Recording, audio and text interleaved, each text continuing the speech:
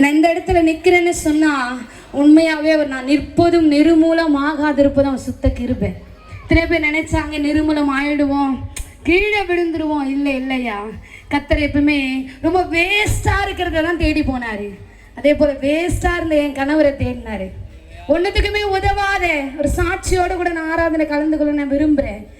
ஏன்னா அவ்வளோ ஒரு இந்த இடத்துல ஒரு நிறைய பேருக்கு தெரியும்னு நினைக்கிறேன்.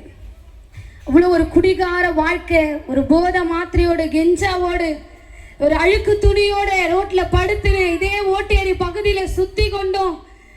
வாழறதுக்கே விருப்பம் இல்லாம ஏன் வாழறேன், பொண்டாடி பிள்ளைங்களே இருக்கிறாங்களேன்னு தெரியாது. அப்படியா அந்த கண்களை மூடலாமா ஒரு 2 நிமிஷங்க. ரொம்ப பிரயாசப்பட்டு இந்த கூட்டத்தை வச்சிருக்கிறோம். எதுக்காகனா ஒருத்தர் மனம் திரும்பினா கூட போதும். ஒருத்தர் ஏசு நல்லவர்னு சொன்னா போதும். அவர் ரொம்ப நல்லவர் ஒரு மனுஷன் சொன்னா, என் கணவரை எப்படி தொட்டாரோ, என்ன எப்படி தொட்டாரோ, இன்னைக்கு எப்படி நாங்க குடும்பமா வாழறோமோ அதே போல நீ வாழணும்னா தான் இந்த கூட்டத்தை உண்டு பண்ணிருக்கிறோம். இப்படியா கேவலமா இந்த ஓட்டேரி பகுதியில் அப்படியே கேவலமா தெரியாது யாருக்கும். மண்ட மோகன்னா எல்லாருக்கும் தெரியும், கெஞ்சாச்சுன்னு சுத்தின்னு இருப்பான்பா, பரமோல அடிக்கிறவன்பா. ஒரே ஒரு பேர் தான் என் கணவருக்கு, பரமோல அடிப்பான்பா. எவன் செத்தானா பரமோல அடிக்கிறவன் தான். அல்லேலூயா.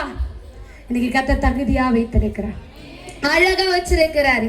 சேரெல்லாம் எங்க அப்பா ரத்தத்தினால பரிசுத்தப்படுத்திட்டாரு, அழுக்கெல்லாம் எங்க அப்பா ரத்தத்தினால சுத்திகரிச்சுட்டாரு. அந்த வேஸ்டான பேப்பரை வெள்ளை பேப்பரா தகுதிப்படுத்திட்டாரியா. அந்த